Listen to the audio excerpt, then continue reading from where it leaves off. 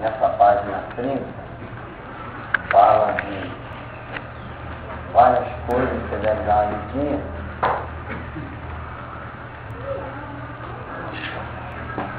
Apenas quero ressaltar com você que o profeta, lá no livro do profeta Daniel, fala de uma aliança. O que é uma aliança? Um trato, né? Um acordo. Como eu tenho falado que as igrejas estão completamente mortas, e se você conversar aqui com irmãos de outras igrejas, disser assim, você sabia que o anticristo, quando vier reinando, ele vai fazer um trato, ele vai fazer uma aliança com os judeus? Eu vou dizer, não sei.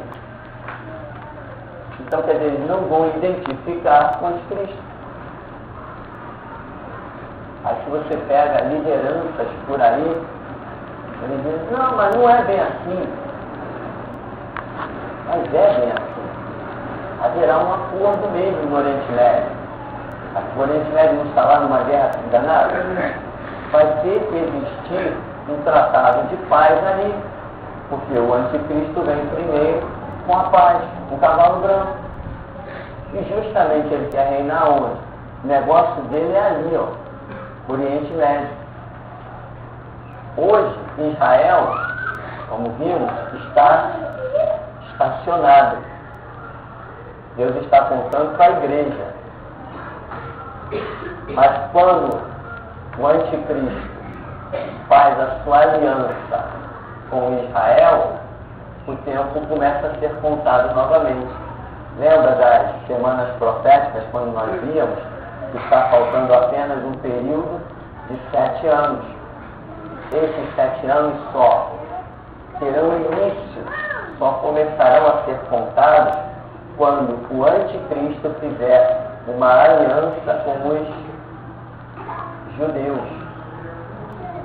Enquanto esta aliança com os judeus não for feita, vamos assim dizer, o relógio de Israel permanece parado. E esses 7 anos não tomam início na sua contagem.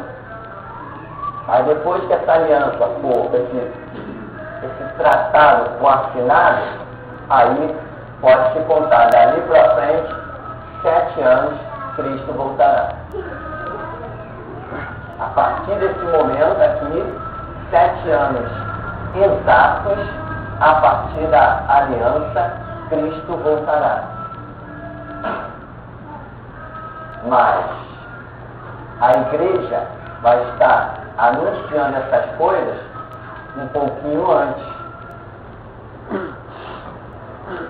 Muita gente não vai levar a sério, porque veja bem, quando as pessoas olham para trás, já se passou muito tempo da volta de Jesus. E a própria parábola das 10 virgens diz que tardando o noivo, não é isso? Tardando o noivo, pois pelejaram todas.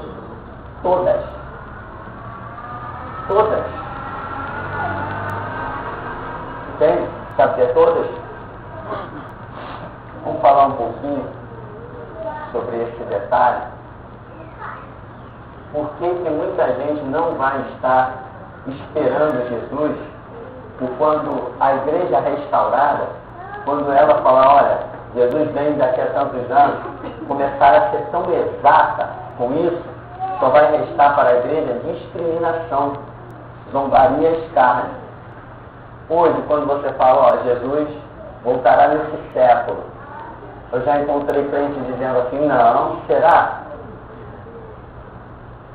Entendeu? Já falei, ó, Jesus voltará nesse milênio. Poxa, milênio é um negócio bem extenso, né? E a pessoa diz assim, poxa, quem sabe, né? Talvez. Não tem nenhuma noção de reino de Deus. Não tem conhecimento da Escritura. Nunca teve um sonho profético, nunca teve uma revelação, nunca orou sobre a questão. Então, eu ia comentar com vocês, a Bíblia diz que, em Mateus 25, que tardando, né? Ou seja, demorando o noivo. Os penejaram, adormeceram todas. Mas à meia-noite ouviu-se um grito. O que é o grito? Restauração. Restauração é João Batista. Dos nascidos de mulher, não há ninguém maior que ele. Quem vier? A mulher é símbolo de quê? Da igreja. Dos nascidos de mulher, do que a igreja poderia gerar, não há nada maior que ele. Ele é a restauração. Do que a igreja poderia gerar, restauração, não há nada maior que restauração. O que foi te ver no deserto? Um profeta? Não. Muito mais que profeta. A igreja pode gerar profeta. Mas João Batista está acima dos profetas. João Batista é uma visão acima da própria igreja. Como é que pode? Pode isso? João Batista não era igreja. João Batista não era igreja. João Batista era um grito. O que aconteceu com as igrejas? Todas adormeceram. Mas quem está acima da própria igreja é grito, não adormece. Você tem ideia da sua missão, do seu chamado? Você tem ideia do que Deus está investindo na sua vida? Você tem ideia quando eu digo assim, irmão, saiu, vai com Deus, mas não volte, não tem mais lugar para você aqui? Não volta mesmo, irmão. Não volta mesmo. Pode telefonar, pode mandar e-mail. Eu digo, não, você tomou o seu caminho, segue o seu caminho. Não tem mais nada para você no ministério. Isso aqui não é uma igreja. Isso aqui é um grito. Nós estamos acima das igrejas. O que Jesus disse para João Batista, por ser o restaurador de Israel, é palavra que recai sobre nós, restauradores da igreja. Quem quiser profetizar, que profetize. Quem quiser fazer o que for. Mas meu ministério aqui está acima de qualquer profeta. Qualquer um. Porque nós não somos apenas uma igreja. As igrejas vão adormecer. Mas o grito será algo que não adormecerá, estará acima da igreja a ponto de poder despertá-las. E a Bíblia diz que somente uma parte despertou, a outra não despertou. Então, eu já tenho dito isso algumas vezes, né? Nós não somos apenas uma igreja.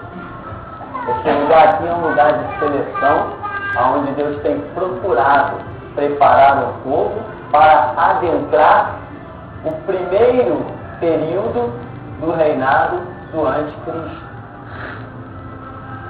Uma igreja para sobreviver, um povo para sobreviver nesse período aqui, não pode ser um povo qualquer. Então, veja bem, todos pelejaram, todas, mas à meia-noite ouviu-se um grito. O que é esse grito? Vamos assim dizer, uma igreja que não se deixou dormir, não se deixou adormecer, uma igreja que lutou muito. Lembra do sangue que dizia? Tem que lutar, se não lutar, vai para o mesmo lugar de outros.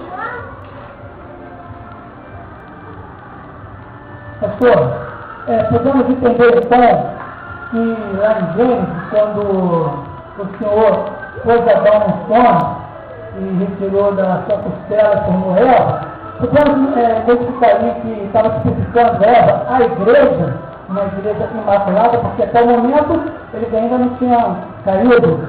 Aí Cristo Jesus Cristo veio e fundou a sua igreja. A igreja foi fundada a partir de Cristo. Podemos identificar isso, pastor? Não, certamente que a mulher representa a igreja, certamente que Eva representa uma igreja, profeta, em que diz assim, com dor terás filho todos os dias da tua vida, e realmente para se fazer um discípulo, a coisa é realmente muito séria, não é como estão pensando por aí. Um monte de gente que pensa que é crente e não é. Mas eu não vou voar para essa simbologia de Gênesis, porque nós vamos fugir do contexto aqui, tá? Apenas que a mulher realmente é um símbolo da igreja, sem dúvida que é. Agora, então, irmão, veja, aqui, quando à meia-noite há um grito, mas como que é um grito? Se todas estavam adormecidas, da onde surgiria esse grito? É aí que nós temos massacrado a regra que diz que se você levar uma vida normal, como qualquer um antes de você já levou, você brevemente não será encontrado nos atos do Senhor, você brevemente vai estar satisfeito com um cargo, um título, sabe? Vai estar à frente de uma igrejinha qualquer por aí, fazendo qualquer coisa, pensando que tem título, pensando que tem alguma coisa, vai aceitar uma consagração de A, B, C, porque não vai receber a direção de Deus. Mas se você realmente receber a direção de Deus, você estará acima das igrejas. Por isso eu tenho falado, nos nossos dias, se alguém tem ministério, só pode tê-lo de restauração. Se não tiver ministério de restauração, eu zombo e escarneço. É piada. Nesses dias, Jesus só levanta restauradores. Se foi levantado por ele, tem que ter a visão da restauração. Se não foi ele que levantou, não tem visão da restauração, é lixo. E olha que eu conheço um bocado de lixo. Inclusive que já passou por aqui. É lixo mesmo, meu irmão. É lixo. E eu falo com todas as letras e mando o recado. Ah, o fulano agora é pastor. Foi consagrado, eu digo assim, pelo diabo. Tem um tal de Nunes aqui embaixo, perto do Mundial, numa Assembleia ali. Fala, ah, o fulano foi consagrado. Falei, por quem? Satanás? Entrou lá e consagrou ele? Só que foi o diabo que consagrou ele. Ah, o Washington Luiz, o fulano, tá lá no céu, foi consagrado por Satanás? Não tem visão de restauração? Foi consagrado? Só se for pelo diabo. Não pelo meu Jesus. O meu Jesus só chama restauradores. Nós entramos na era da restauração. Quem não for restaurador, não é mais nada. Só tem isso para ser nesses dias. Então, as virgens, todas vão adormecer.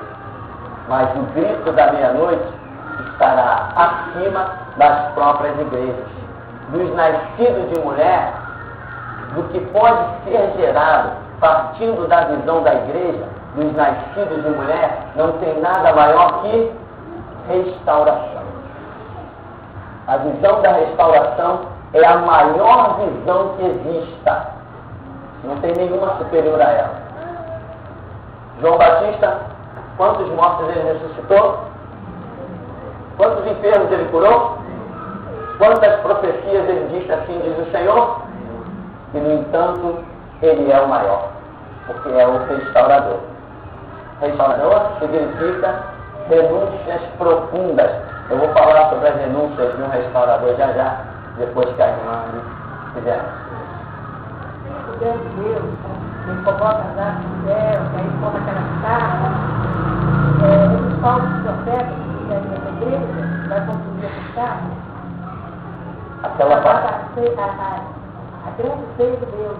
O anjo se levanta com alta voz, do sol, aí as aves descem para comer a carne dos falsos profetas, dos burros, os falsos profetas que estão na igreja. Exatamente. Aí a gente não tem nem dinheiro naquela época, não tem estrutura, não tem nada. Você vai comer, você vai limpar o pão, existe as aves vão limpar o pão.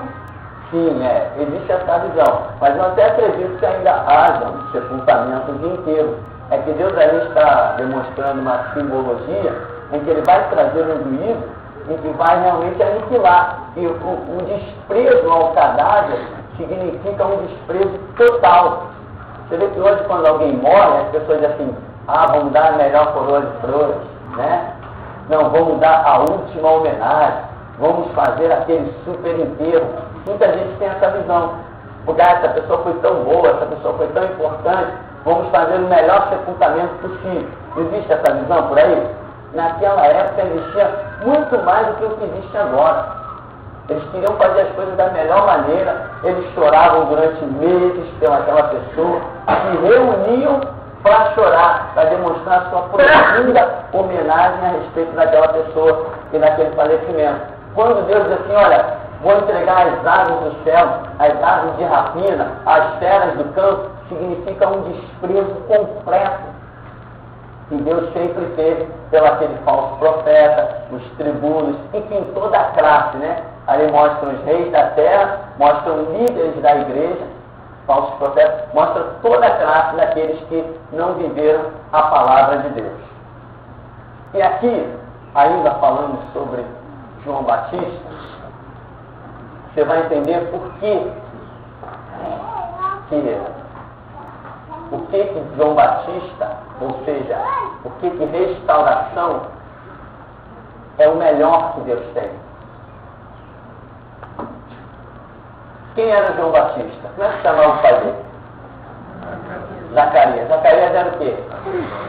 Sacerdote. A lei dizia que o filho de sacerdote assumia sacerdote.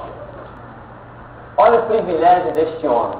Ele deveria ser sequência do pai dele. Automaticamente ele seria reconhecido sacerdote. Ele tinha sinagoga, privilégio, ele tinha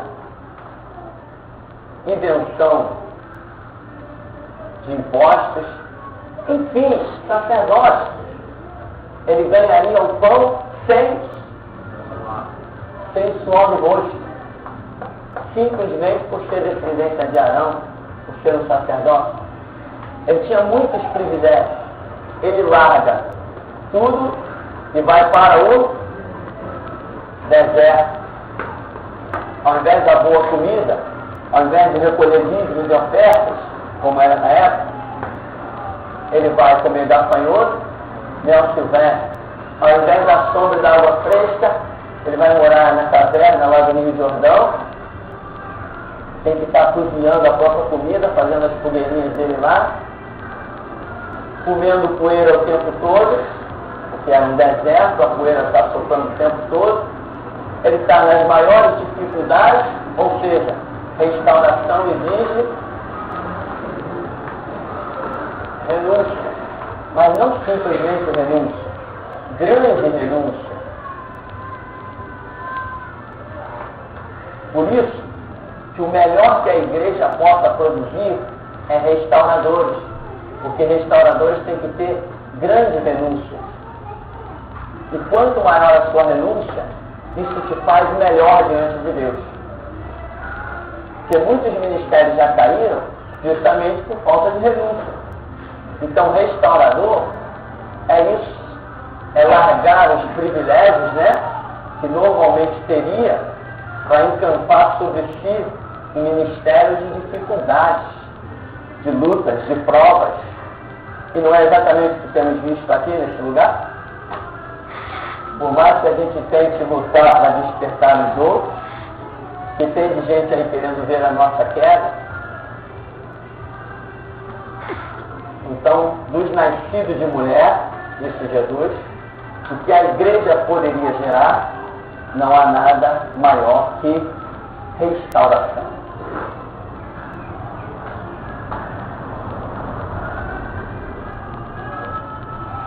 Bem, na sequência, para nós concluirmos, aqui diz que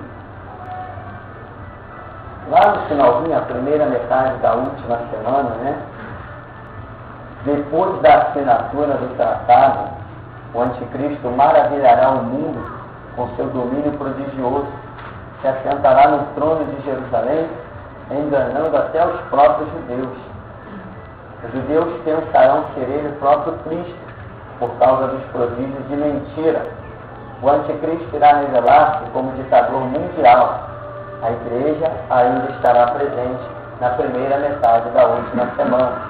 A gente vendo aquilo que vimos, haverá uma paz simulada, a igreja ficará numa falsa paz, porém conhecedora de que é falsa. Toda a terra se maravilhará com ele, até metade da última semana. O anticristo dominará o mundo com um governo poderoso, milagroso, com prodígios de mentira, e as duas testemunhas profetizarão e atuarão nesta primeira metade da última semana. Tá? Antes de nós entrarmos nesses detalhes aí que seguem da segunda metade da última semana, nós vamos caminhar só um pouquinho aqui para concluirmos nesta manhã. Aqui você viu que detalhes do reinado do anticristo, paz, não é tudo que o mundo sempre quis, mas a igreja restaurada vai estar dizendo que essa paz é uma mentira. Se a igreja restaurada estará dizendo que esta paz é uma mentira, como ela será vista pelo mundo? O mundo vai cair com tudo em cima da igreja. E a igreja restaurada não será uma grande multidão. Será pouca. Então a igreja restaurada vai encarar uma pressão muito grande.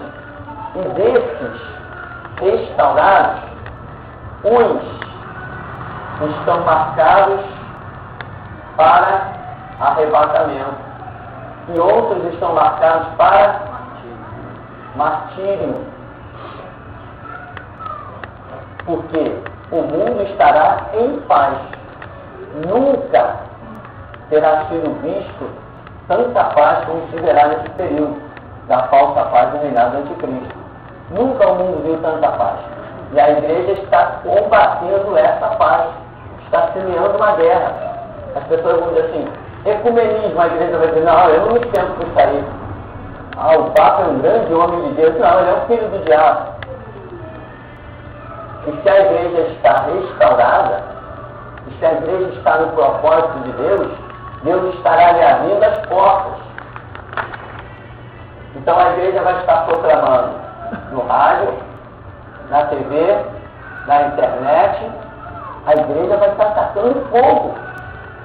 A igreja vai estar causando um problema para o reinado do anticristo. Então, nesse período, uns serão permitidos o martírio, mas outros serão guardados para o arrebatamento. Então, a falsa paz será combatida pelos que estiverem restaurados. Os batistas não. Os batistas vão dizer assim, o meu candidato está lá. Os assembleanos também. O nosso candidato está lá no poder. O candidato que está lá no poder está na mão do anticristo. E aí deles vão ficar na mão do anticristo quietinho. Então, esse é o retrato do que acontecerá quando o anticristo assumir o poder. Martírios até que venha o arrebatamento. Agora, depois do arrebatamento, aí já é outra história. Os que ficaram já não terão galardão de arrebatamento nenhum. E o martírio deles não terá o mesmo galardão do que esses que foram mortos antes do arrebatamento. Uma coisa será o galardão para os que forem martirizados antes do arrebatamento. E outra coisa é o galardão dos que forem martirizados depois do arrebatamento. Porque os que são martirizados antes do arrebatamento, eles são martirizados por estar no centro da vontade de Deus. E os que forem martirizados depois do arrebatamento, será muito mais até por medo do inferno. Seria uma vontade permissiva de Deus. Seria mais eles querendo salvar a própria pele. Não, realmente eu não fui arrebatado. Caramba, o inferno. Não, eu vou morrer. Então é mais um testemunho mais por medo do que por amor ou por centro da vontade de Deus, como acontecerá antes. Então há diferença de martírio e martírio. Toda a terra se maravilhará. Você lembra que lá em Jó caiu o fogo do céu? Aquele fogo, muita gente pensa que foi Deus que jogou. Não foi não. Aquele fogo foi o próprio diabo que fez cair fogo do céu e consumir os rebanhos de Jó, que Deus permitiu ao diabo que manifestasse os seus sinais.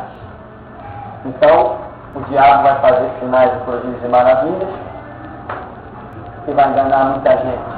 Dominará o mundo com um governo poderoso, milagroso, prodígios de mentira. E as duas testemunhas estarão aí, essas duas testemunhas. Ainda temos lá nossas dúvidas, né? Temos comentado alguma coisa, mas realmente temos que esperar o tempo chegar para nós, se é que nós vamos alcançar esse tempo, né? Para nós podermos definir quem seriam essas duas testemunhas. Para mim, é Israel e a igreja. Né? Israel fundamentado no Antigo Testamento e a igreja fundamentada no Novo Testamento, porque 2 é o número do testemunho. Então nós temos o Antigo e Novo Testamento. Durante toda a história da humanidade, a única coisa que deu testemunho de Deus foi a sua própria palavra.